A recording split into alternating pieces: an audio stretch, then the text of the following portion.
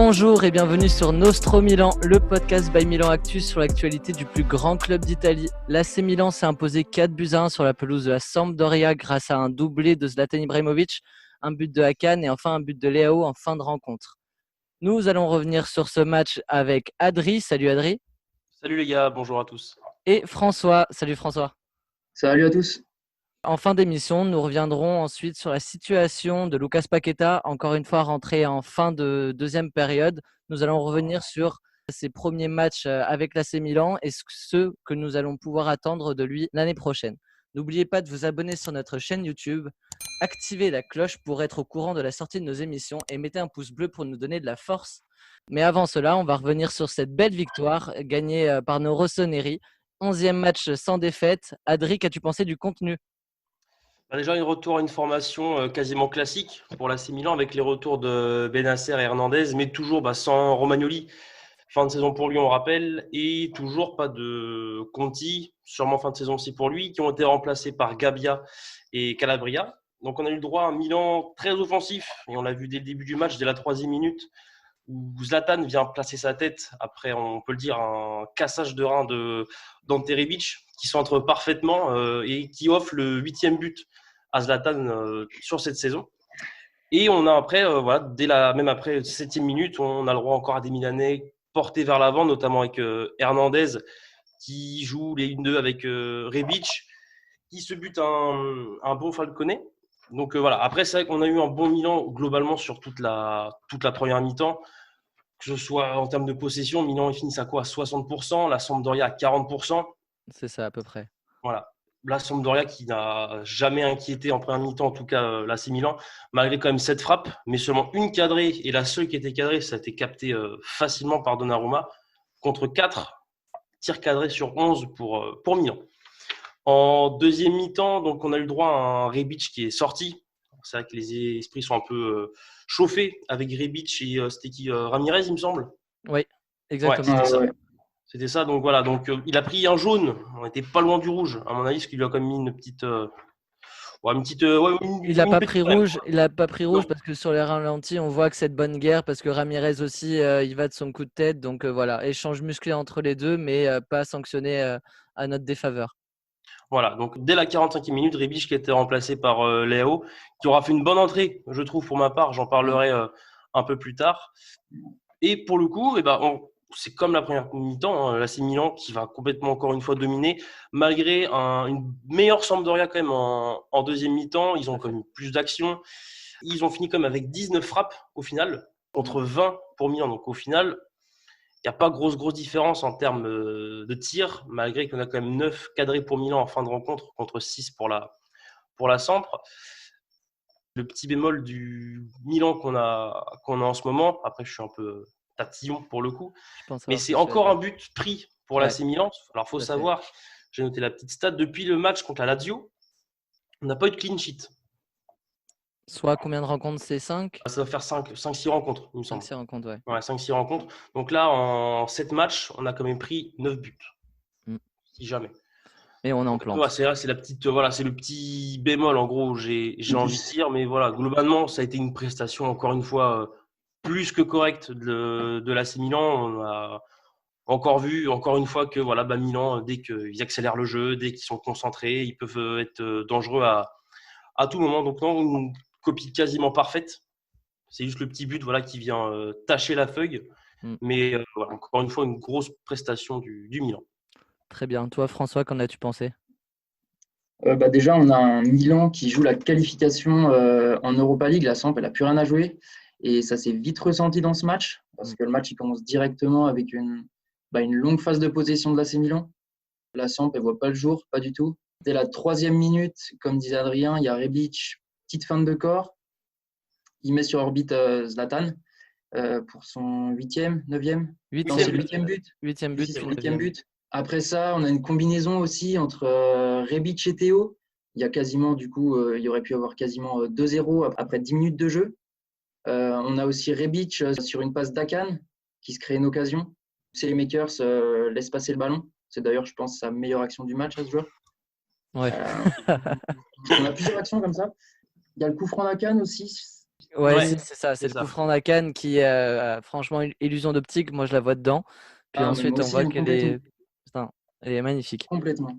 La Samp, elle a quand même su réagir, je dirais, au quart d'heure de jeu. Il commence à avoir quelques occasions, ça s'équilibre un peu. Mm. Ça reste très, très moyen de leur part. Pour la première période, moi, j'ai trouvé qu'on jouait vraiment bien. On joue vite, on combine une touche de balle, que ce soit Rebic, que ce soit Théo, que ce soit Zlatan. Les trois, ils combinaient très, très bien. C'est impressionnant. Les Ouais, vraiment. automatismes qui se dégagent de cette équipe depuis le post-Covid, c'est des joueurs se trouvent les yeux fermés. On a l'impression, surtout sur le couloir gauche, c'est effarant. Ah, mais l'équipe, elle est méconnaissable. Je ne sais pas le travail qu'a fait Pioli pour repréparer physiquement et mentalement cette équipe, mais c'est assez impressionnant.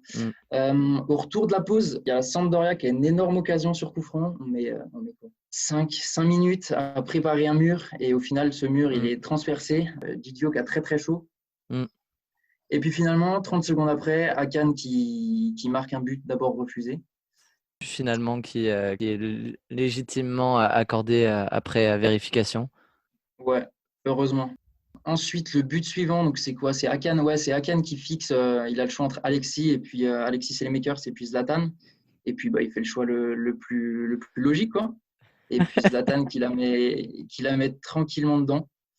Donc voilà, ce match vraiment impressionnant. Il faudra noter aussi l'arrêt de Gigio là, sur penalty. Ouais. Bon, le péno, c'est ce que je disais, le péno est très mal tiré, Mm. mais Gigio choisit le bon côté, quoi. Donc, Adrit à la stat sur Gigio Le Donnarumma. cinquième penalty arrêté par Donnarumma cette saison. 5e penalty arrêté Cinquième par penalty. Donnarumma cette saison. Exceptionnel. ok. La stat est folle. Moi, pour ma part, j'ai trouvé que c'était un très bon match de l'AC Milan. On sent que le danger peut venir de Rebic, Zlatan, Çalhanoğlu, Théo. Enfin, quelque chose qu'on ne voyait plus depuis des années à Milan, ou peut-être c'était un joueur, Suso, qui vraiment pouvait apporter le danger. Là, on sent que ça déboule de tous les côtés, même Castillero en deuxième période et Leao Mm. par la suite. Enfin voilà, on a vraiment beaucoup d'armes offensives. Donc ça, c'est vraiment très bien pour nous. J'ai trouvé aussi encore une prestation sérieuse de la part de Gabia, la deuxième d'affilée. On sent qu'il prend de plus en plus de confiance et je pense que ça peut vraiment être le troisième choix, parce que ce sera troisième choix l'année prochaine, mais un bon troisième choix pour assurer face à des matchs en Europa League en cours de semaine. Je trouve que Pioli, en revanche, le petit bémol, c'est qu'il fait rentrer, sans parler de l'entrée en jeu de Belia à la place d'un Brescianini ou d'un Maldini, ça, on va pas en parler. Mais je trouve qu'il fait rentrer Paqueta assez tardivement, encore une fois. J'aurais aimé le voir entrer, par exemple, à la Au place moins, d'un il est rentré. Bonaventura. Ouais, au moins il est rentré, c'est vrai, parce qu'il était resté sur le banc lors de la dernière rencontre. Et voilà. Après, Paqueta, sur le peu qu'il a joué, ce qu'il a montré, c'est voilà, c'est un positionnement maladroit sur la relance de Bennacer qui le gêne et qui provoque le but de la Samp. Puis voilà, c'est peut-être, on va pas trop lui taper sur les doigts à Paqueta, faut qu'il se remette. Voilà, on sent vraiment que le groupe vague sur une sphère ultra positive. Il commence à se faire des automatismes et du coup, pour un joueur et avec des Leao et des Bonaventura qui jouent quand même pas mal de minutes et du coup qui font partie de ces automatismes et tout ça, on les sent bien avec leurs coéquipiers. Paqueta, quand il rentre, il a un peu le même souci que Bilia, c'est-à-dire problème de positionnement, pas savoir où se trouvent ses joueurs. Enfin, il manque vraiment ces automatismes-là et ça peut être préoccupant pour son avenir à l'AC Milan, quoi. S'il veut accrocher une place de titulaire la saison prochaine, il faudrait qu'il fasse mieux sur ses entrées en jeu pour ensuite engranger de plus en plus de minutes. C'est vrai que tu parles d'automatisme, justement, et c'est vrai qu'on les voit, ces automatismes, avec le 11 titulaire de Pioli depuis le retour du Covid. Et c'est vrai que quand on voit des Paqueta, des Biglia, chaque fois qu'ils rentrent, ils sont perdus sur le terrain. Biglia, quand il a fait sa rentrée, là, il a fait quoi? Il a fait une faute bête, encore une fois, qui donne un coup franc Mm. dangereux pour Gagliardini qui la tire, mais bon, au final, elle donne rien. Mais voilà, c'est vrai que c'est plein de petites erreurs, au final, de ces remplaçants-là qui doivent apporter, notamment Paqueta, où après c'est vrai qu'il aurait pu rentrer un peu plus tôt, mais sur le peu qu'on a vu, il gêne Bennacer, Bennacer aussi a sa part de responsabilité sur le but, mais voilà, Paqueta est aussi fautif. Un peu plus après, il fait une passe hors jeu pour Bonaventura. Enfin, encore une fois, le peu qu'on a vu les deux, c'est du déchet, quoi. Mm. Ouais, tout à fait. On va passer à présent sur du coup les prestations individuelles. On va commencer par les tops. Adri, si tu veux bien, donne-nous tes tops. Alors, j'ai hésité longtemps. Alors, en premier, je mettrais Donnarumma quand même. Pour son match, il a sorti 3-4 parades. Puis le penalty arrêté, encore le cinquième, ça, c'est encore incroyable de sa part. C'est vrai que là, sur le but, il peut absolument rien faire. Elle est parfaitement bien mise, ou parfaitement roulée du pied droite. En deuxième, je mettrais Zlatan. 2 buts, une passe, hein. On va pas s'attarder là-dessus. Il a fait un match encore parfait, encore intéressant. J'aime bien le fait qu'il redescende un peu plus bas pour venir rechercher le ballon. Et sur l'aspect défense, j'ai trouvé un peu plus défensif que d'habitude Mm. par rapport Oui, au oui, repli des retours, défensif. des replis défensifs. Voilà, j'ai une action qui me vient en tête. Il perd le ballon, et ben il revient, il arrive à récupérer le ballon et à relancer derrière. Mm. Et ça, c'est vrai qu'on ne voit pas beaucoup cette saison, Zlatan, faire des replis défensifs, choses comme ça. Mais voilà, ça, j'aime bien voir ça de sa part. Et en troisième, je mettrais Çalhanoğlu. Encore une fois, il a fait un gros match. Encore une fois, un but, une passe. Il confirme complètement ce qu'on attendait de lui et de ce qu'on dit de lui d'ailleurs en ce moment. S'il a des prestations comme ça, s'il a enfin vraiment trouvé son vrai niveau, moi, ce Hakan-là, Même moi, je plus. le veux tous les jours. Il a ce Hakan-là, on ne l'a jamais vu. C'est le meilleur Hakan enfin, Bah c'est oui. sa meilleure saison de sa carrière. Donc, le Hakan qu'on voyait à Leverkusen, le Hakan qui joue depuis la reprise du championnat est meilleur que celui de Leverkusen. Et on a vraiment un Hakan taille patron qui, pour moi, est titulaire indiscutable sans aucun débat. Encore une fois, il joue à son vrai Ouais, poste et on le voit bien. pardon. Il est vraiment à son poste numéro 10. On le voit bien, il distribue parfaitement bien la Mm. balle. Très peu d'échecs, que ce soit technique, au niveau des passes. Il a toujours un bon pourcentage de passes et de dribbles réussis. Donc voilà, depuis qu'il est vraiment à son vrai poste, on le sent complètement épanoui dans le système du 4-2-3-1 de Pioli, quoi. Tu allais dire quelque chose sur Hakan, François? Ouais, est-ce que c'est son réel niveau? Parce que jusque-là, ses prestations, il marquait, il faisait une passe décisive, mais je trouvais que dans le fond, la prestation, elle restait moyenne. Euh, Maintenant, il faisait ouais. juste ses stats en fait. Mm. Et aujourd'hui, j'ai trouvé que son match, par contre, il était vraiment complet. Bah, je l'ai mis dans mes tops d'ailleurs. Un but, une passe décisive et une prestation vraiment remarquable. Il n'y a aucun défaut dans son jeu aujourd'hui. Avec lui, j'ai mis Rebic, moi, j'ai pas mis Donnarumma. Ouais. Il a joué que 45 minutes, mais il a été ultra actif. Donc, une passe décisive pour lui. C'est sa troisième en championnat. Il a eu plusieurs occasions dans ce match. Et ce qui m'a marqué aussi, c'est sa conservation de balle, dos au but. Mm. C'était impossible pour les adversaires de lui prendre le ballon. Mais par contre, on pourra mettre toujours un petit bémol sur son tempérament. On l'aime aussi beaucoup pour ça. Mais c'est vrai qu'il était à 2 doigts de se prendre un carton rouge, quoi. Et je pense que si Pioli le sort, c'est aussi pour ça. Il se prend un jaune juste avant la mi-temps. Donc Pioli ne voulait pas risquer. Et en troisième top, j'ai mis Zlatan, qui signe donc son 9e but. Que dire, quoi. Il est exceptionnel, 39 ans. À son arrivée, je me souviens que certains ne croyaient pas du tout en lui, que c'était terminé pour lui. Et puis, encore une fois, il répond très bien à ses détracteurs. Mm. En plus de ces 3 joueurs-là, j'aimerais quand même souligner les performances de Théo, Léao et Gabia. Oui. Ouais, Euh, d'accord. Théo, il est, comme à son habitude, ultra actif sur son côté. Et puis, il a extrêmement bien combiné avec Zlatan et Rebic, comme je disais tout à l'heure. En première mi-temps, j'étais vraiment impressionné par le jeu en une touche de balle. Léao, son entrée, je l'ai trouvé maladroite dans le dernier geste, que ce soit dans les frappes ou dans les passes. Mm. Il driblait, il percutait, c'était très très bien, c'était assez impressionnant, mais très maladroit dans le dernier geste. Et malgré tout, il est récompensé par un but. Mm. Et puis enfin, Gabia. Donc, Gabia, c'est quoi? C'est même pas 10 matchs avec Milan. Ouais, même pas. Et pourtant, on arrivait quand même à entendre des critiques sur ce joueur de 20 ans Mm. qui joue à un poste qui demande énormément d'expérience. Donc vraiment très content. Là, il enchaîne 2 bons matchs. Le dernier, il fallait quand même relativiser son match parce que je trouvais que Kier l'avait parfois mis en valeur. Oui. Mais ce match-là, il est réussi du début à la fin. Mm. Donc voilà pour moi. Très bien. Moi, pour ma part, en troisième position, donc j'ai Théo Hernandez pour sa très belle rencontre, pour son entente de mieux en mieux. Enfin, son entente ne fait que s'améliorer avec Rebic, Zlatan et Kessié, Benasser. Enfin, tous les joueurs qui jouent autour de lui savent comment joue Théo Hernandez et lui donnent des ballons dans la profondeur, très bon timing. Théo Hernandez fait la différence. On le voit dès le début du match où Je crois je sais plus qui le lance dans la profondeur. Je crois que c'est Rebic sur une déviation, mais Théo Hernandez, il part derrière le défenseur et il lui passe devant pour aller centrer, mais c'est exceptionnel. Donc voilà, encore une très grosse prestation de Théo Hernandez. En deuxième position, j'ai Hakan Çalhanoğlu. Je n'ai pas grand-chose à rajouter par rapport à ce que vous avez dit sur lui. Prestation très bonne, encore une fois, aussi bien, voilà, comme tu dis, sur le plan statistique, mais sur le contenu même, avec pareil de bons ballons en profondeur, donnés dans les bons timings, un jeu horizontal aussi très bon. Donc voilà, encore une bonne prestation de notre Turc. Et enfin, top 1, Zlatan, 2 buts, une passe D. Il dépasse toutes les attentes et pourtant, Dieu sait qu'on en avait, mais il dépasse pour moi mes attentes en tout cas sur ce qu'il apporte à ce Milan, aussi bien sur l'état d'esprit, mais surtout sur le terrain. Voilà, encore un doublé pour lui, 9 buts en 9 matchs, je crois. 9 buts, 9 matchs et 4 passes D, je crois que c'est ses statistiques. Je me rappelle d'un Daniel Riolo en janvier qui disait que Zlatan était fini pour un Milan AC qui était rincé. Voilà, je crois les propos à peu près.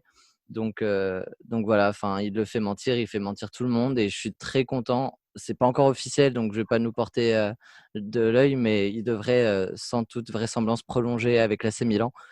En mention honorable, enfin, j'ai Rebic. Voilà, je voulais ajouter un truc tout à l'heure, c'est que pour le coup, Rebic, ça fait un petit moment qu'il a pas marqué son but.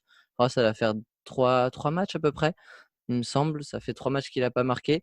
Mais on ne le sent pas en crise de confiance, on ne sent pas qu'il cherche absolument à marquer son but. Il est encore très bon dans les déplacements, dans son jeu dos au but, avec son corps. Il fait une très bonne passe décisive à Zlatan. Donc voilà, on sent vraiment que c'est un collectif qui joue pour l'AC Milan. On marque beaucoup de buts, encore 4 aujourd'hui. Donc voilà, et on sent qu'il n'y a pas de crise d'ego avec un Rebic qui n'a pas marqué. Mais voilà, il distille une passe décisive à Zlatan. Zlatan en marque 2 cette fois-ci, mais les fois d'avant, c'était Rebic qui marquait quand lui ne marquait pas. Donc voilà, on sent vraiment que c'est un collectif qui nous emmène et qui permet aussi, ça je ne l'ai pas mentionné, mais qui nous permet de vite plier les matchs. C'est-à-dire que là, à la 58e, on menait déjà 3-0, donc Milan qui fait très vite le break et qui nous permet de jouer un match après plus facilement, tout en restant concentré, mais sans pression. Donc voilà, encore une très bonne performance de notre part. Vous avez des flops ou pas, les gars? Adri? Ouais, si vraiment faut en donner un, ouais, je dirais quand même Alexis Salmakers. Alors, il n'a pas non plus fait un match horrible, Non. loin de là, mais voilà, c'est vrai que les actions comme tout à l'heure, tu en parlais justement, Guillaume, l'action où Rebic le lance, il se fait tout le terrain à lui tout seul. Mm. Il vient centrer Salmakers qui est au point de pénalty quasiment tout seul et il te la fout en tribune à 20 mètres. Enfin, voilà, Ouais. ça, c'est des choses comme ça voilà, qui. Encore, voilà, on menait au score, mais c'est sur des matchs, admettons, n'importe quoi. L'année prochaine, contre des Juve, voilà, il y a un partout, on est dans le temps additionnel. Ça, c'est des choses où il ne faut pas Il louper, quoi. jouera pas face à la Juve dans le temps Non, mais additionnel c'était l'année juste un prochaine. exemple. Donc, non, non. Après, par contre, là où je trouve intéressant, et c'est vrai que beaucoup sur les réseaux en rigolent par rapport au fait que ce soit un Borini 2.0, choses comme ça. Mais c'est vrai qu'on voit qu'il a envie défensivement, voilà, il se donne. C'est loin d'être le joueur parfait avec beaucoup de qualité.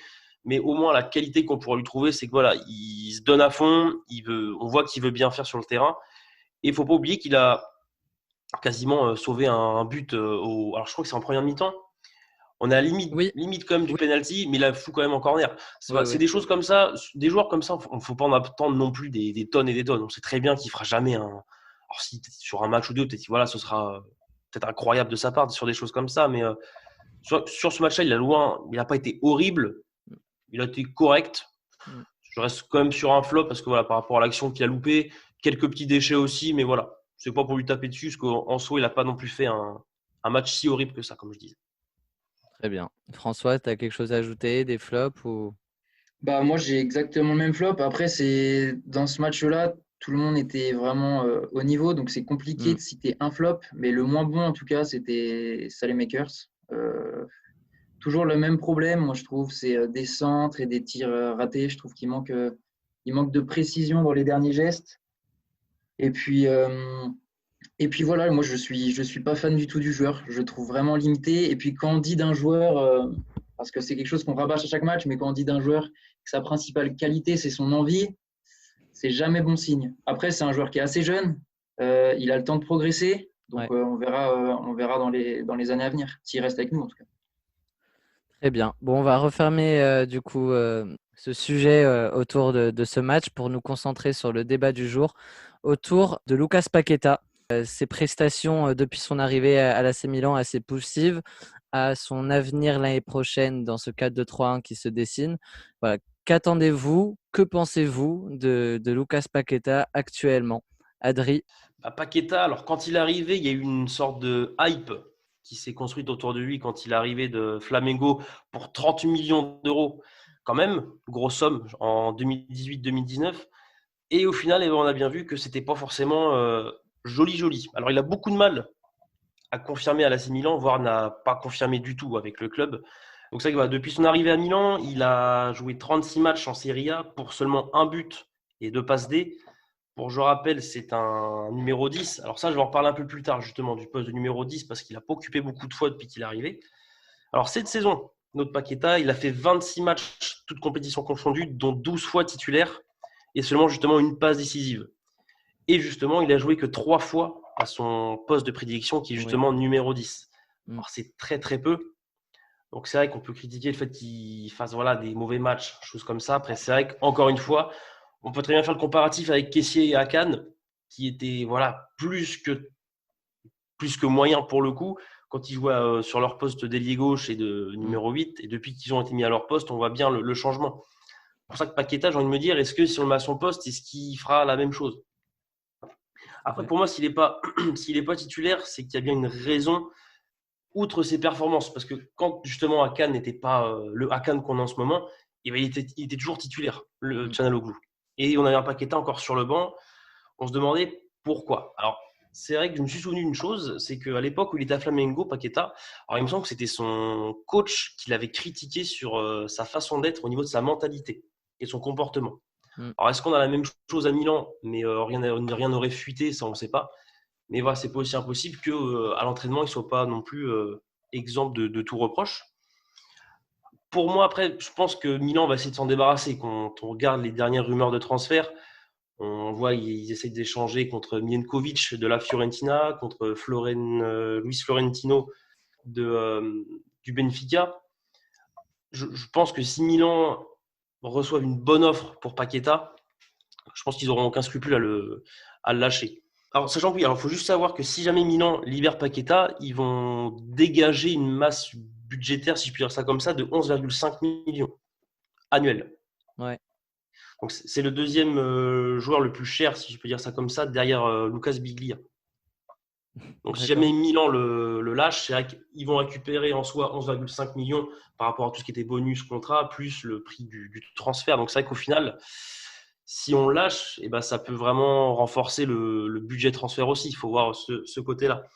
Pour moi, à mon avis, le problème, c'est que Paqueta, si on le garde, à part sur le banc, je ne le vois pas ailleurs en fait. Parce qu'en numéro 10, on a Akan qui est en pleine bourre en ce moment. Et si vraiment c'est sa forme de sa vie, qu'il arrive à être constant sur ses matchs, je ne vois pas comment il pourrait enlever Akan du poste de titulaire. Parce que même quand il était mauvais, Akan, il était toujours titulaire. Donc ça, je ne vois pas pourquoi.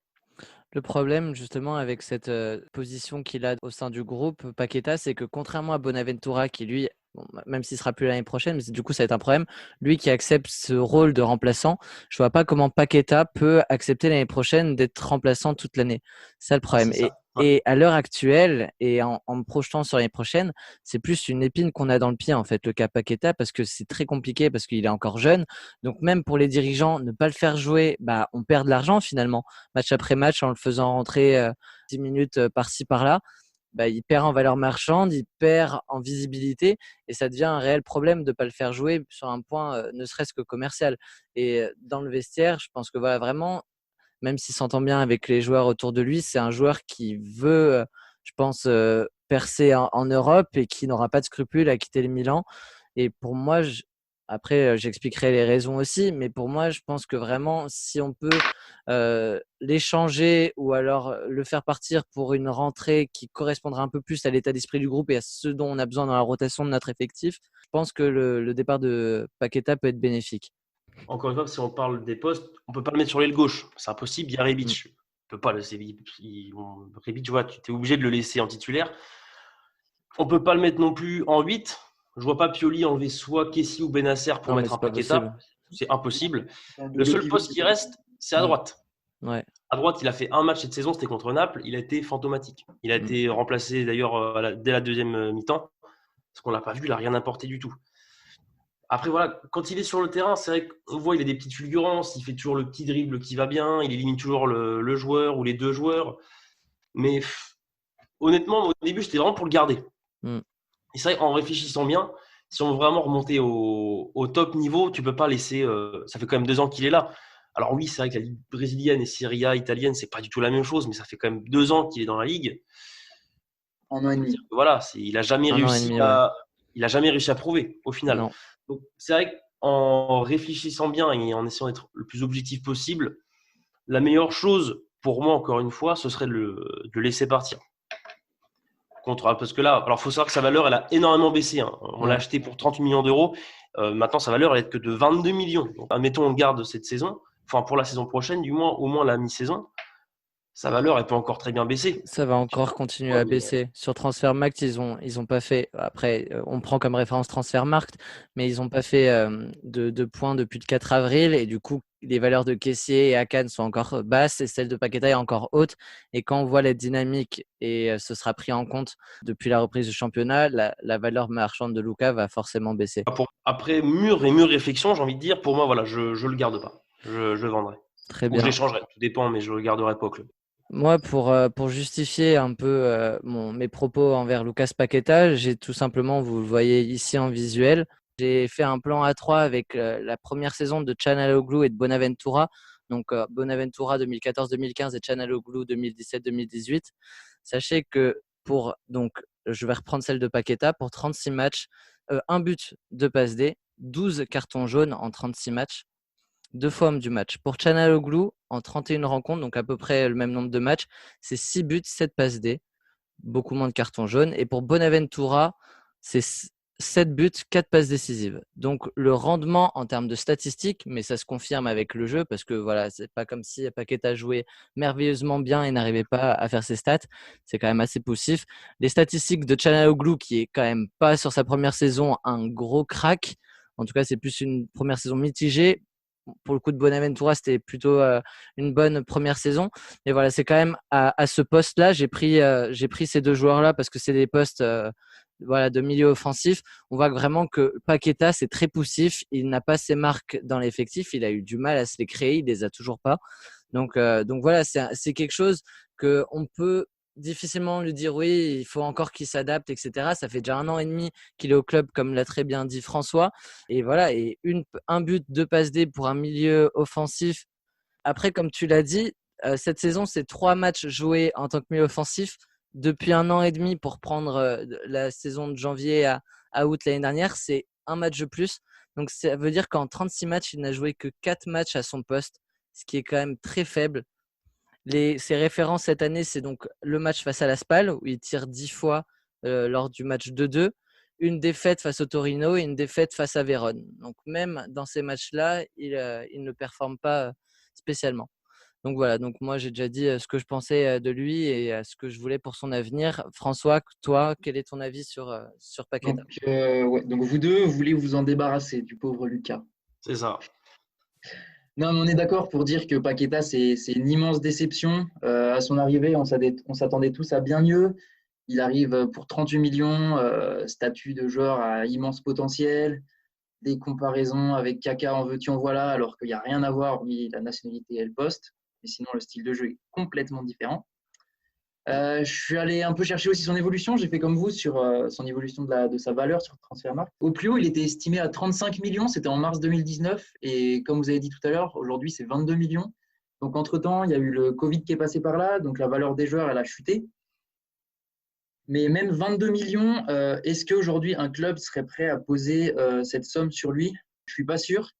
Ça fait 1 an et demi, du coup, qu'il est chez nous. En 1 an et demi, c'est 10 bons matchs.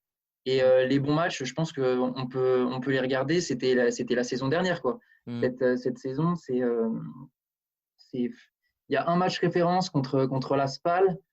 Et même dans ce match référence-là, à la fin, il m'agaçait parce que parce qu'il n'arrêtait pas 4-5 frappes. On aurait dit caissier dans ces années les plus sombres. Donc, non, c'est très décevant. Et même après le match contre la Spal, on affronte la Lazio. Il est titulaire donc, contre la Spal. Il est titulaire contre la Lazio et il n'arrive pas à trouver de la continuité. Donc, c'est vraiment dommage. Ensuite, qu'est-ce qu'on fait de lui? On le garde, on le vend ou on le prête? Et ben moi, je ne suis pas d'accord avec vous. Du coup, moi, je le garderai plutôt. Parce que tout simplement, sa valeur pour moi, là, elle est vraiment au plus bas. Donc, certes, elle peut encore chuter. Mais il y a toujours aussi la solution du prêt. Mais le souci, c'est que la saison prochaine, on va jouer l'Europa League. Donc, l'Europa League, ça fait une saison au total à 55 matchs. On aura besoin d'un effectif extrêmement large. Et je pense qu'avec l'Europa League, il va trouver un peu plus d'espace, il va trouver du temps de jeu. Non, mais c'est vrai, tu as raison sur l'Europa League. C'est vrai que Paqueta pourrait grappiller des minutes et du temps de jeu à l'image d'un André Silva quand on évolue en Europa League, qui lui jouait les matchs Europa League. Paqueta pourrait avoir ce rôle et peut-être, et pourquoi pas, performer en Europa League pour ensuite gagner du temps de jeu en Serie A. Ouais, donc à moins d'une offre vraiment à 30 millions, ou alors il y avait les rumeurs d'échange qui étaient assez intéressantes, comme vous disiez tout à l'heure, Milinkovic-Laviola. Mais il me semble que c'est même plus d'actualité. Laviola n'est plus intéressée par Paqueta, si un jour elle l'a été. Donc, à moins vraiment d'une offre intéressante qui, je pense, n'arrivera pas, je garde le joueur. On sait qu'il a un vrai potentiel. On l'a vu à quelques reprises, surtout la saison dernière. Cette année, vraiment un peu moins. Donc, en plus de ça, ça a été une saison compliquée, pas uniquement pour lui. J'essaie de lui trouver des excuses, mais ça a été une saison compliquée parce qu'on a changé de direction, on a changé d'entraîneur. Changement d'entraîneur, ça veut dire changement de schéma tactique. Paqueta baladé un peu partout, un coup à droite, un coup meneur de jeu, un coup milieu relayeur. C'est jamais évident. Donc, je pense vraiment que la saison prochaine, avec l'Europa League, il va trouver de l'espace. Maintenant, c'est à lui de s'imposer en Europa League et d'essayer d'aller d'aller déloger Çalhanoğlu en Serie A pour gagner toujours plus en continuité et puis devenir un joueur majeur de l'AC Milan. Très bien, François. Merci les gars d'avoir participé à l'émission. Merci à toi. Et puis, on se retrouve ce week-end pour la réception de Cagliari. On verra notre nouveau maillot également lors de cette journée. Notre maillot qui a fait tant de buzz cette semaine. Passez une bonne journée et puis Forza Milan. Ciao. Salut les gars. Salut.